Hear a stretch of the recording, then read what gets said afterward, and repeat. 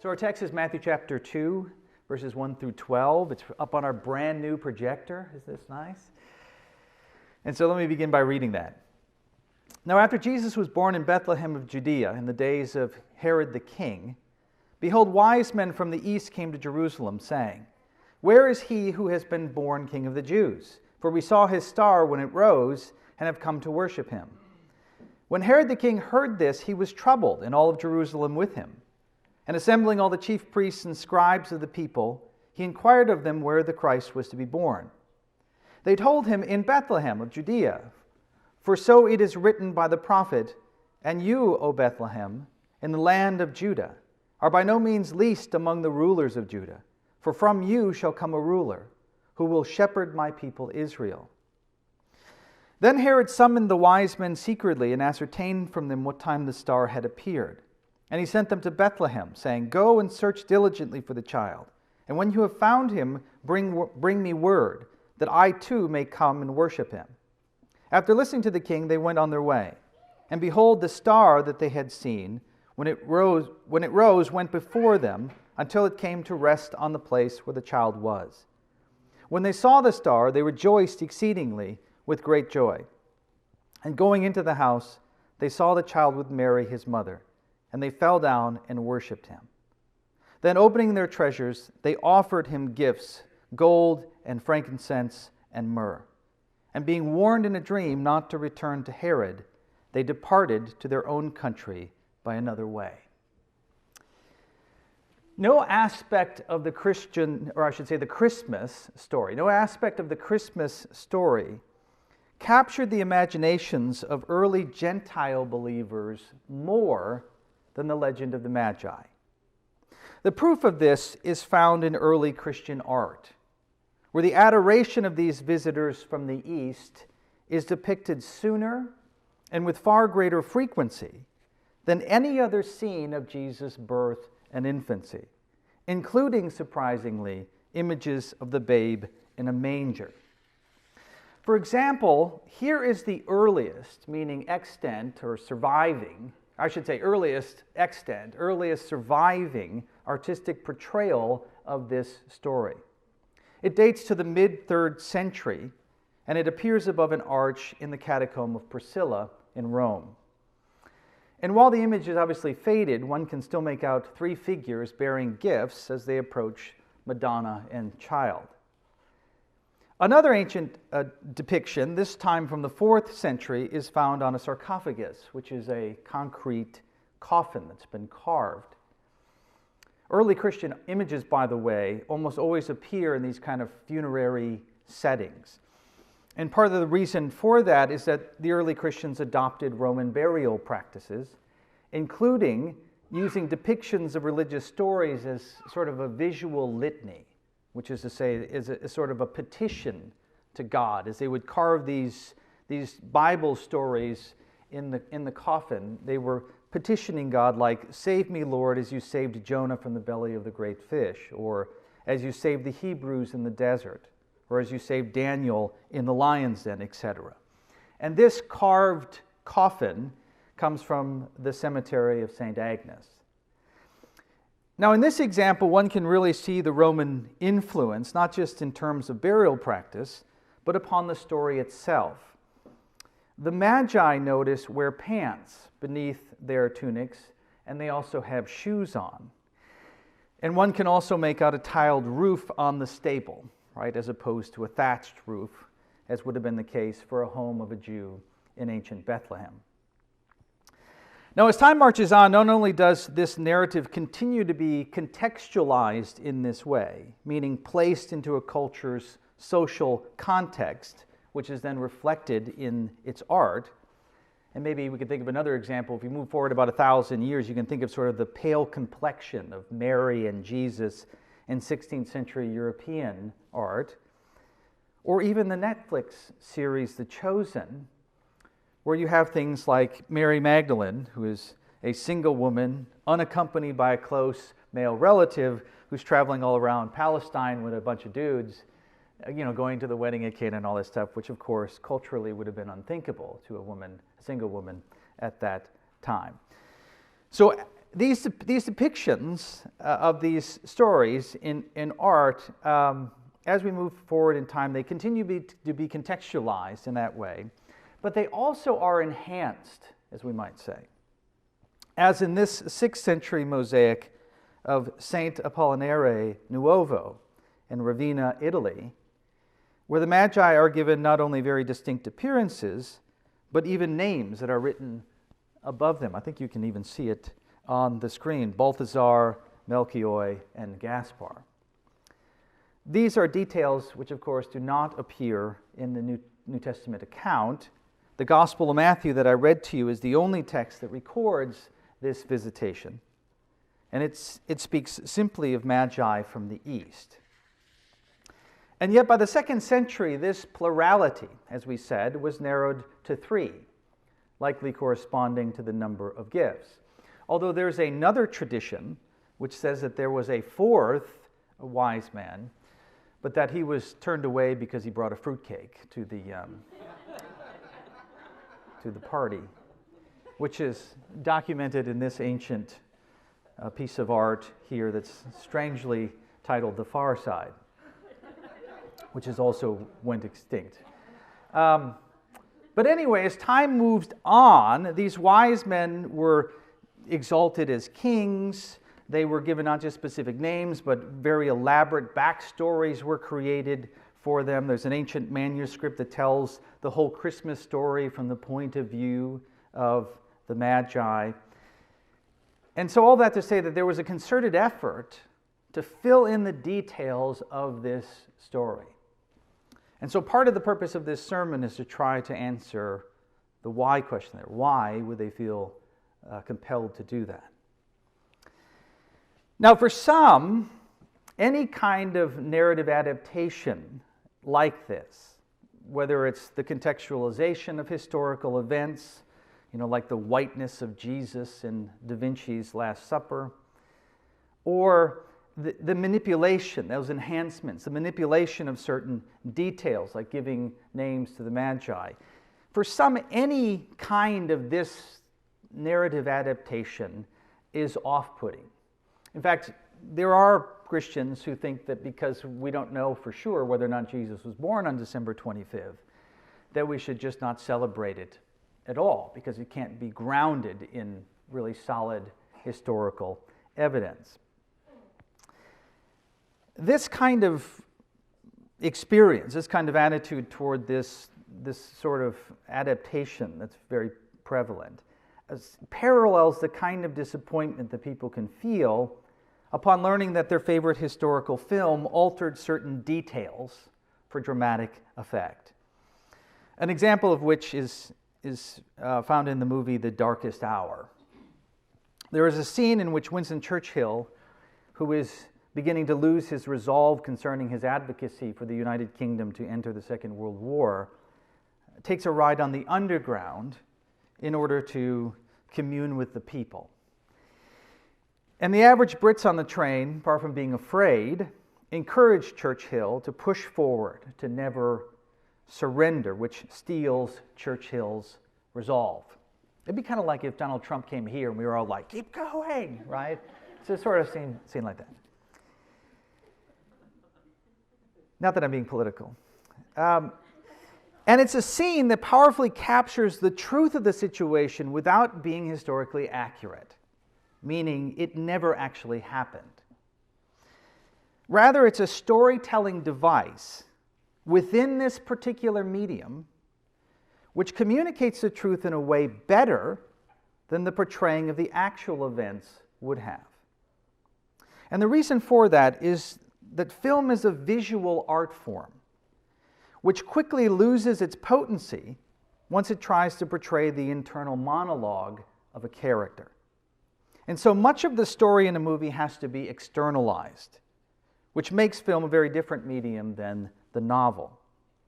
One of the cardinal rules of screenwriting, if you take a class, or you study it like I did, a rule that just gets beaten into you, and I used to beat into my students, was show, don't tell. Right? This is a visual medium. The power of movies is in the visuals.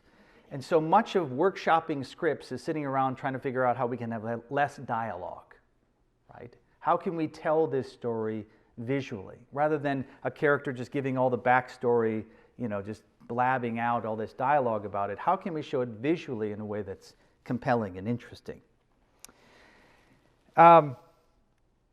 Show, don't tell. And so what that means, of course, too, is that we often thought of narration as being sort of lazy screenwriting, right? In fact, of all the screenplays that I ever wrote, I never once had narration because I knew I would be criticized for it mercilessly by my other screenwriters. But that kind of artistic license, though, can offend modern sensibilities. And yet this was not true, and here's one of the key points. This was not true of ancient audiences. A difference which, mind you, has nothing to do with their ignorance, but more to do, I think, with our bias towards historicity. Modern Bible readers have to remember that the practice of writing history as we know it today is the product of the 19th century. And according to that method, as New Testament scholar Mike Licona puts it, the task of the historian, the modern historian, is to critically assess the sources, to mine them for facts, and report their findings in a detached and objective manner. But of course, this isn't exactly what the historian does. They don't just report facts. I mean, history, written history, is not a data dump, because if it was, no one would read it. It would be dreadfully boring. Nor do historians carry out their task in perfect objectivity, for we all have a point of view from which we see the world. None of us has a view from nowhere, as they say. Only God has that kind of objectivity. Now, what good historians do is they tell stories. Stories rooted in facts, certainly, but stories nonetheless. And those stories are governed by certain literary conventions or rules, right, parameters that the historian has to follow in order for his work to be viewed as faithful to history. But here's the thing. The rules for writing history change somewhat throughout history. They change as the culture changes. And so the only real difference then between the modern and ancient historian, it's not that modern historians are good and ancient historians are bad. That has been a narrative that has been taught in many modern history classes. It's utterly false. The only real difference between the modern historian and the ancient historian, and there are good and bad historians in both time periods, but the real difference between them is the conventions that they apply to the telling of these stories, the kind of techniques that are available to them and that are legitimate for telling these stories. The gospel writers, for instance, were not transgressing the conventions of their day if they changed historical details in order to contextualize a story, in order to promote familiarity and understanding in their audience. A rather benign example of this, in Mark's Gospel, he informs us that the friends of a paralytic were unable to present him to Jesus. They want to take him to Jesus so Jesus can heal him, but they can't get to Jesus because the crowd is too big and they can't get through the door. And so they, according to Mark 2:4, quote, made an opening in the roof above Jesus, and after digging through it, lowered the mat the paralyzed man was lying on, close quote. So Mark here is describing the typical Palestinian home, which had a flat roof made from packed clay covered with branches. In Luke's Gospel, the same event is described this way, quote, they went up on the roof and lowered him on his mat through the tiles into the middle of the crowd. That's Luke 5:19. Since Gentile houses typically used these tiles, Luke, the Gentile historian, right, the one who's writing, who is a Gentile himself and who's writing to Gentiles, used a description that would correspond to his own notion of what a house is. It's very much like how later Gentile Christians Romanized the nativity scene, as we saw. And also this was something that Luke's audience would be more familiar with. And it's hard to believe that anything of substance is lost by this kind of change, this kind of contextualization. The kind of roof material used is not germane to the story's meaning. Now, sometimes those details are germane, and in those cases, then we're not going to see changes between the gospel accounts, but much of the time those details are not germane to the overall meaning. Just as an aside, we all do this kind of contextualizing in our own minds, right? If you think about it, most of us never express it in concrete form, but we have to contextualize things in our own mind, using our own definitions and understandings and points of view to make sense of these things. When I say the word house, your vision of a house will be similar to mine, maybe quite similar, but also different. But again, if we talk to an ancient person and we said the word house in their language, which also would be sort of a contextualization, they would have a different vision in their mind, although there'd be some things that are similar between them. But even the New Testament scholar who is an expert when it comes to the cultural details of the time period contextualizes in his mind as well. This is something we can't escape, even. Now, a likely more difficult truth for modern readers to grasp is that the gospel writers were also at liberty to change the sequence of historical events in order to make a larger theological point. This is a truth that a lot of Christians are surprised to learn. Conservative Christians are surprised to learn. It's interesting, the preachers and the theologians within the conservative church know these things and write about them all the time, but for whatever reason, they don't like to mention it from the pulpit, I guess. So this can seem somewhat dramatic if you've never heard this before. But they can actually take these events and put them in, have them occur at a different time period. That's something that they're allowed to do, change the sequence of the events. This is what classical scholars call displacement, or time displacement. And this is not so much for the purpose of contextualization now that we're talking about, but for this notion of enhancement that I'm trying to really present to you, which is not a changing of the meaning, but it's a freedom to arrange secondary details in order to clarify that meaning. And you're having to arrange those maybe in a different way because of the medium that you are using to tell this particular story. So it's not, by enhancement, I don't mean creating an entirely new story, right? A whole new gospel told from the point of view of the Magi.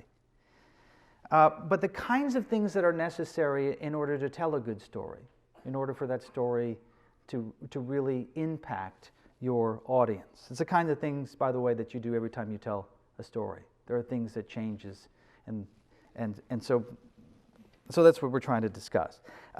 The most dramatic example of this literary device of displacement, of changing the time, concerns John's reporting on the day of Jesus' crucifixion. I wonder if this has ever occurred to you as you've read through the Gospels. If you've read the Gospels a lot, you may have realized that the day of Jesus' crucifixion is different depending upon which Gospel you read. The Synoptics, which is Matthew, Mark, and Luke, they record Jesus being crucified after the Passover. John plainly speaks of the Passover meal being eaten on the day of Jesus' crucifixion. And while some modern scholars have struggled to resolve this conflict, and they've struggled with it for decades, their proposed harmonizations often fall short of the mark. In fact, I would say that the majority of them invite incredulity, which has led to charges that the Gospels are not historically reliable, right? I mean, people like Bart Ehrman, in his book Jesus Interrupted, points out the obvious impossibility of both of these accounts being historical, that Jesus was crucified on the Passover or Jesus was crucified after the Passover. There has to be something that's going on there, some way to explain those, because you can't just embrace both of those. Those seem to contradict one another. But what creates this textual tension, though it seems to me, again, is our bias toward modern historicity, which is to say a modern approach to history, which I think is quite foreign to these ancient texts. We're trying to read these texts as if they were modern historical accounts that followed modern historiography, which they haven't. And because that's our presupposition, the plainest explanation of the difference is rejected out of hand, which is that John altered the day of Jesus' crucifixion in order to emphasize the theological truth that Jesus is the Passover lamb. Jesus is slain when the lamb is slain in John's gospel. And interestingly, the modern scholars who try to resolve these, they either say, well, John is right, and then they try to harmonize the synoptics, or they say the synoptics are right, they try to harmonize John. I want to say they're both right, just the way they are. And that John is just simply moving the event itself, which he has every right to do, to a different time period in order to make a larger theological point, a profound theological truth that he wants his audience to grasp, his audience who are Gentiles that are likely living in Ephesus.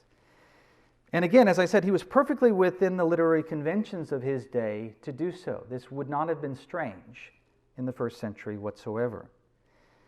The kind of displacement that I'm talking about happens all the time in ancient biography. For example, we see it in the great Roman biographer Plutarch in his parallel lives or his parallel biographies. And if I had time, I could, maybe at some point in the future, we could go back and look at passages from Plutarch where he records the same event twice, and he moves around these kinds of things in order to make larger points about the person he's writing about. There's also an amazing book on the subject, if you want to dig into this more, by Mike Licona, called Why Are There Differences in the Gospel? I think the book is it's one of those paradigm-shifting kinds of books, so I recommend that to you. But let me give you another place where this happens in the Gospels, just not so dramatic of a place to demonstrate that this is clearly something the Gospel writers do. Throughout the Gospel of Matthew, we find summary descriptions of Jesus' ministry that alternate between collections of his teachings and collections of stories about his miracles. Okay, that what happens is Matthew, the rhythm of Matthew as you read it, is you see that we have a lot of Jesus' teaching that's put together, and then we have a lot of accounts of the miracles that he performs put together. And it's just that he goes back and forth between those two. For example, in chapters 5 through 7, we find a collection of Jesus' teaching that we call the Sermon on the Mount, right? Now, if you look up that teaching, you will find that it occurs in different contexts in Luke, in different places. What Matthew is doing is taking it all and putting it together and putting it in one place. And then that's followed by a collection of stories mainly about Jesus' healing ministry. Now, that is to say, these stories are not told in chronological order, but they are collected and presented as if they all happened at one time. And the reason for it, at least in part, is that this pattern of teaching and miracles mirrors the overall theme of Matthew, which is promise and fulfillment. Right? Jesus claiming that the time is fulfilled, that the kingdom of God is at hand, and then his works attest to the truth that he is speaking. That, as I said, is the rhythm of this gospel. It's promise, then fulfillment. Promise, then fulfillment. Because Matthew is using this, as we'll talk about a little bit more in just a moment, but he's writing to Jews and he's writing to convince them of the truth of who Jesus is. And so this is an argument, in part, that Matthew is making, and he's setting up these stories, moving them around and putting them together to make that argument as potent as possible.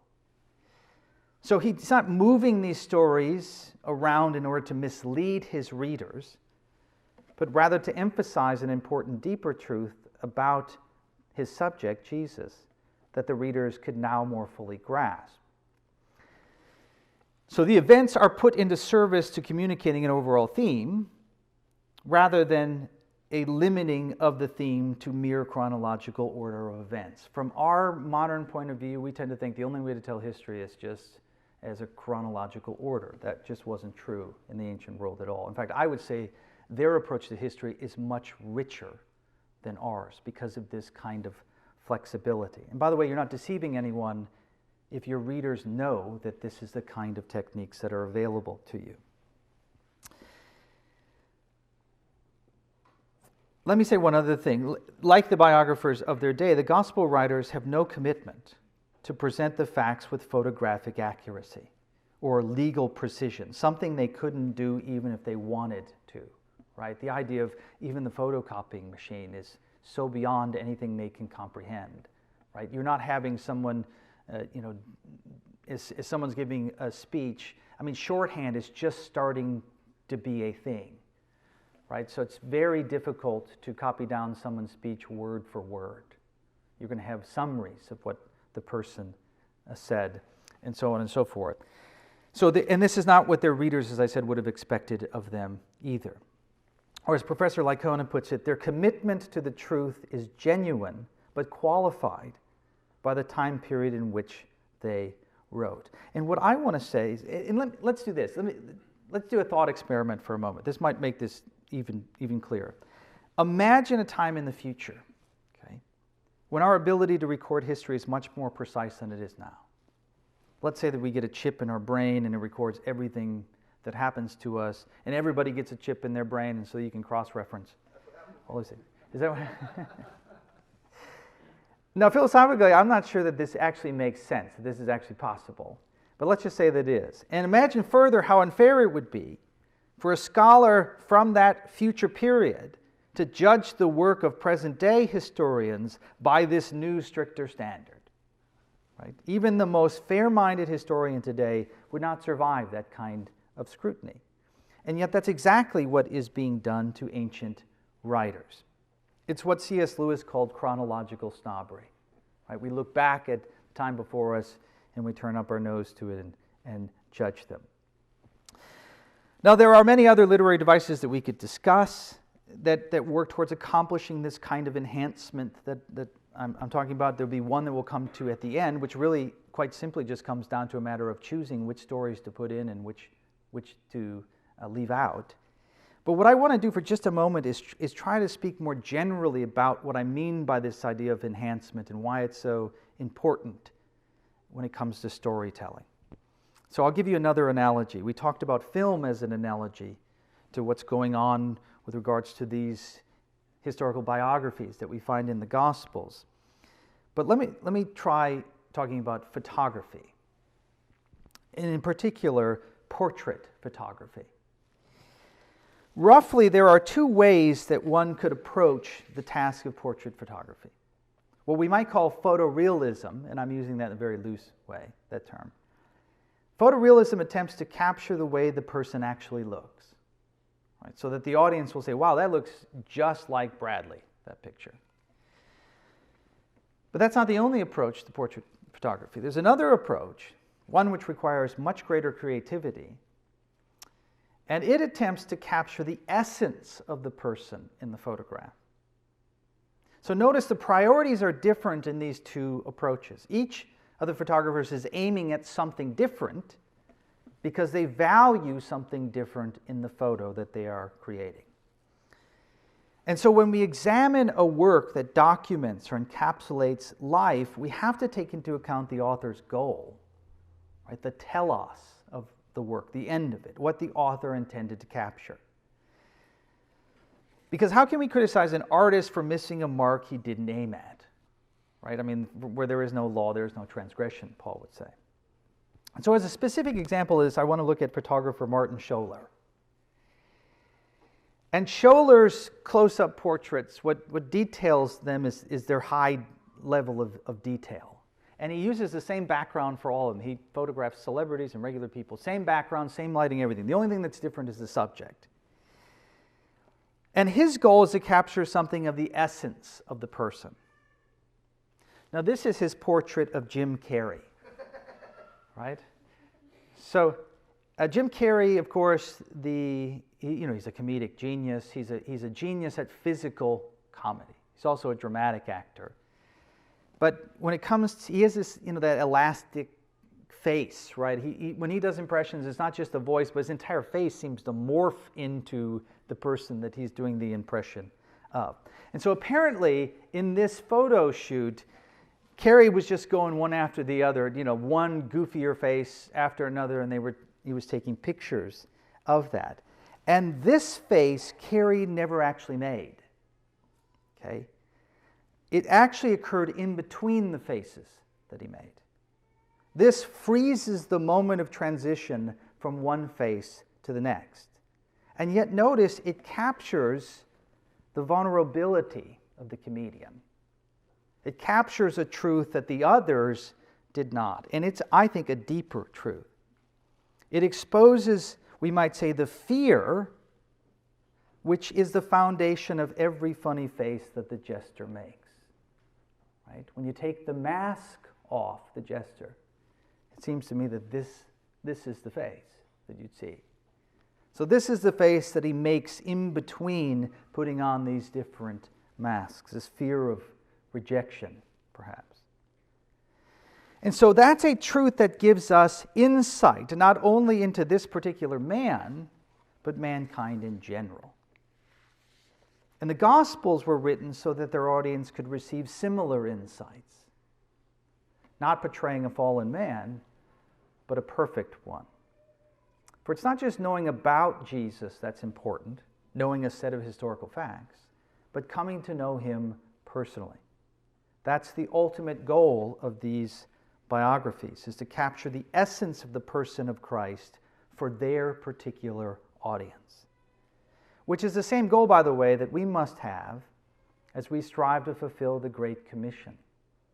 I mean, if you think about this gospel is how Matthew in part fulfilled the Great Commission, right? The Great Commission was given to Matthew personally. And many years later, he wrote this gospel in the first century. And we in the 21st century are to follow in Matthew's footsteps, not by coming up with a whole new gospel, but by taking the 4 gospels that have been written and doing our best to translate them to our culture so that our culture can come to understand them, so they can come to see the insights that are in them. Which means that in order to communicate the gospel effectively, it requires both contextualization and this kind of enhancement that I'm talking about. In other words, it requires of us becoming storytellers. Now, there's been a lot of bad storytelling. I'll just pick on Christian filmmaking. I mean, a lot of bad storytelling. I won't name any films because maybe they're your favorites, but they shouldn't be. But, you know, this kind of, especially the old school style where it's just like they just go from passage to passage and they just speak the words that are in Scripture, and it's just like he heals this person, then this person, and then this, and it's just this slow chronology as you're walking through sort of a conglomeration of all the Gospels, and then eventually we reach the crucifixion, which for Christians is interesting because we get to see portrayed these texts that we've just had portraying in our own mind, right? But as far as creating real drama, as far as being artistic and powerful and communicating deep truth, I think they fall woefully short. There have been exceptions like the Passion of the Christ, and I think from what I've seen of the series, The Chosen, I think they do a pretty good job of trying to steer clear from that just chronological, don't contextualize, don't do any of those things, even though they are contextualizing. But because that's true, the question we should be asking ourselves then is this, of this particular, our text we finally come back to. What does the story of the Magi add to Matthew's portrait? What insights does it give us? How is he using this story in his broader work, his broader biography? Now, in order to answer that question, it's important for us to consider Matthew's intended audience, which were likely Greek-speaking Jews. But given the Jewishness of this gospel, it might seem strange that Matthew, rather than Luke or Mark, 2 guys that were writing to Gentiles likely, it might seem strange that Matthew is the one who records the story of the Magi, because it only occurs in Matthew. So why would a Jew who is writing to his fellow Jews include a story about Gentile wise men in such a prominent way? Not only that, but why would he seemingly substitute it for other parts of the Christmas story which might have resonated more deeply with his audience, like the fact that Mary and Joseph had to take the trip to Bethlehem for the census because Joseph is of the house of David. And the Messiah, of course, as Scriptures note, will be of the Davidic line who will sit on his throne forever. That is an aspect of the story that would resonate deeply with Jewish readers. But the reason why Matthew includes the story of the Magi, even if it means leaving out others, has to do with his purpose for writing the biography in the first place. His central theme, as we said, is promise and fulfillment. God's promises in the Old Testament to bring deliverance, not just to Israel, of course, but to the entire world, that those promises are being fulfilled with the coming of Jesus, who is the Messiah. And so the promise of the Christ is not just for the Jews, but it's also for the Gentiles, is what Matthew says. A truth that many Jewish Christians in the first century apparently needed to be reminded of. For we read of a resilient resistance to the full inclusion of Gentile believers in the writings of Paul and in the Acts of the Apostles. The party of the circumcision, as Paul called them, who seemed to follow the apostle around everywhere he went, undermining his gospel, declaring that Gentile Christians had to first become Jews before they could enter into the kingdom. And we see that even the apostle Peter succumbed to their influence at one point. So Matthew was aware, seemingly, of this potent false teaching, and thus he is very intentional in reminding his kinsmen in the flesh of the gospel's breadth, of its broad scope. And we see this trope from the very beginning. In fact, we see it in the most Jewish of all places, the genealogy. Here Matthew intentionally records 4 Gentile women in the lineage of the Jewish Messiah. This is starting your biography off with a bang, right? There's no Jew in the ancient world who hears this gospel read that isn't at the front of his seat, who's on the edge of his seat by this. This is Matthew grabbing his fellow Jews by the lapels of their tunic, of which there aren't any, and he really doesn't let them go, right? He shakes them through this entire gospel because the radical message of inclusion continues, like when Jesus heals the son of a centurion in chapter 8, which is odd enough that he would do this for a Gentile. But this is a Roman soldier of whom Jesus says in Matthew's gospel, "I have not found such faith even among Israel." He says this of a Gentile, a Roman of all people. And meanwhile, Matthew documents some of Jesus' strongest indictments of the Jewish ascendancy. For example, what in Mark is a brief warning against the scribes in chapter 14 becomes an extended tirade in Matthew 23. Jesus berates these false shepherds as hypocrites, blind guides, fools, that they're greedy, that they're self-indulgent murderers. They're whitewashed tombs full of dead man's bones. So Matthew's provocative portrayal powerfully drives home the point that God is no respecter of persons, but that in every nation, anyone who fears him and does what is right is acceptable to him. Those are Peter's words when he comes to realize the truth of the gospel, that it includes the Gentiles. This was a great mystery, Paul said, that was being revealed in the first century, and it was a difficult one for a Jew to accept. So given all this, we're not surprised then that Matthew concludes his biography with these words from Jesus to his disciples who are Jewish. "Go therefore and make disciples of all the Jews." Is that what it says? "Go therefore and make disciples of all nations, baptizing them in the name of the Father and of the Son and of the Holy Spirit, teaching them to observe all that I've commanded you, and behold, I'm with you always to the end of the age." The kingdom of heaven is at hand, Matthew is saying. God's promises are being fulfilled, and the Gentiles are to receive a full inheritance. That is Matthew's message to his brethren, one no doubt that he himself had to struggle to accept.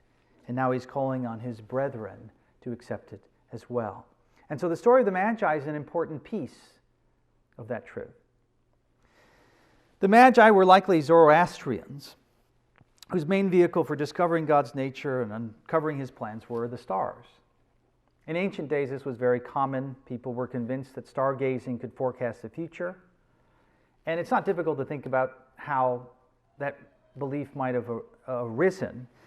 Because the heavens typically pursue an unvarying course, regular sky watching is one method for noting any kind of shift in that established order. And we can imagine that if the relentless regularity of the heavens was suddenly shaken by some special phenomenon, it would seem as if God himself was breaking into the cosmos in order to announce a great thing of importance. And so knowing that these pagans were paying attention to the stars, it's not surprising that God would use the heavens to lead them to further revelation, to lead them to the Messiah. And so these wise men then are a metaphor for Matthew's gospel.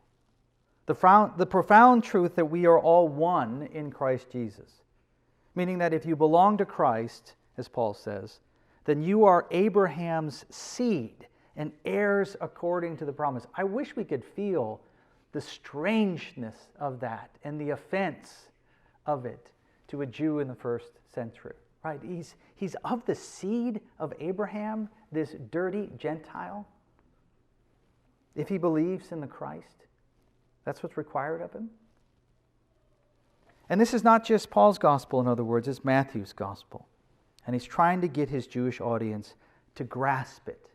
Right? He's trying to provoke them by this truth. He's trying to bring about repentance, is what he's trying to do.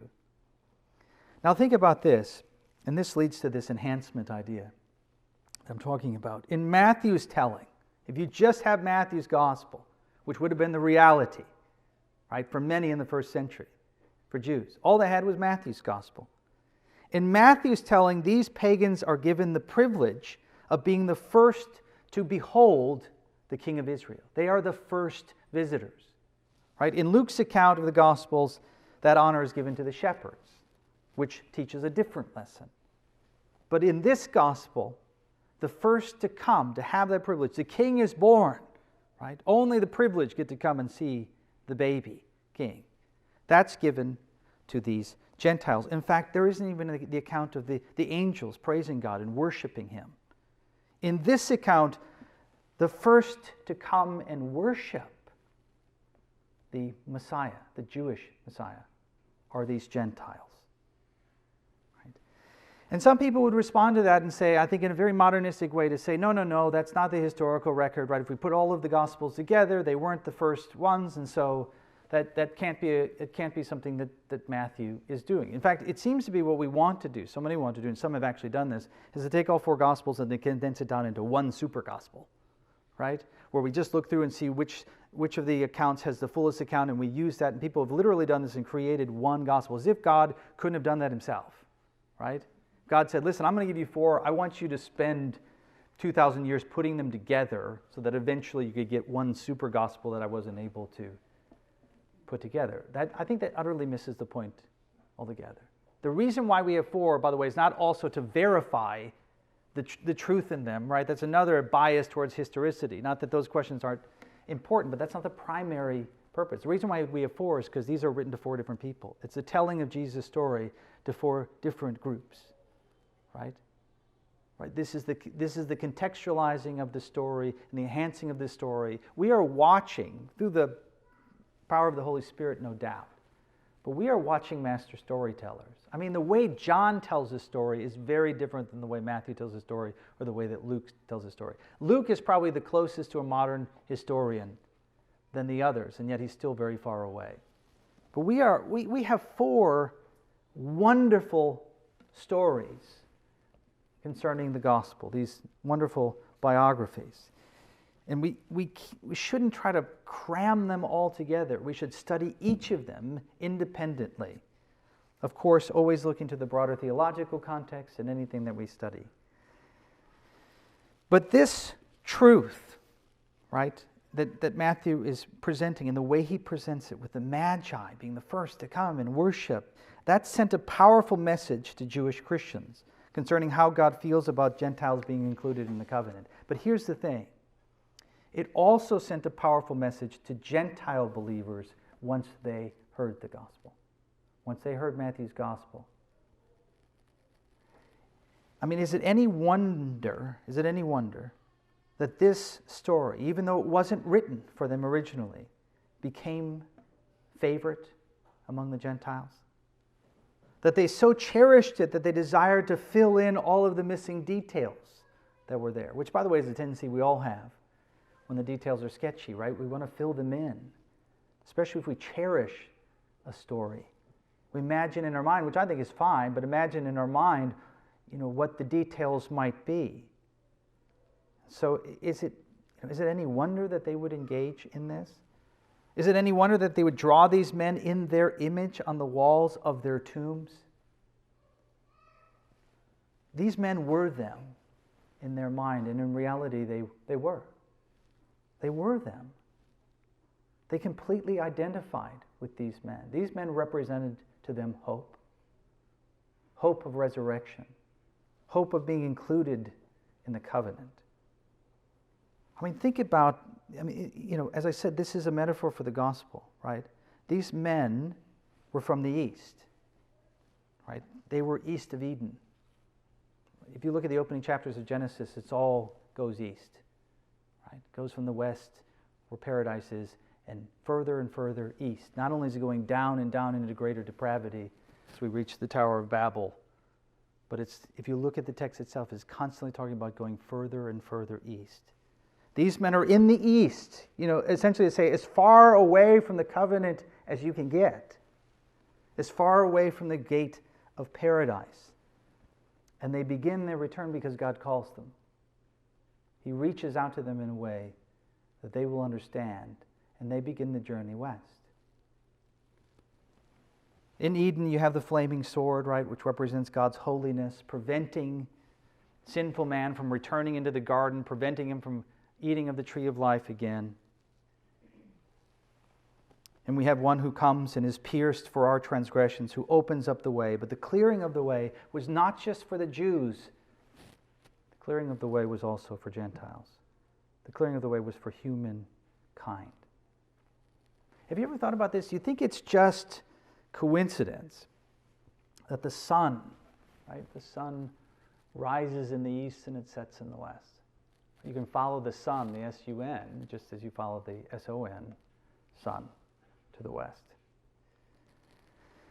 There's great power in these Gospels.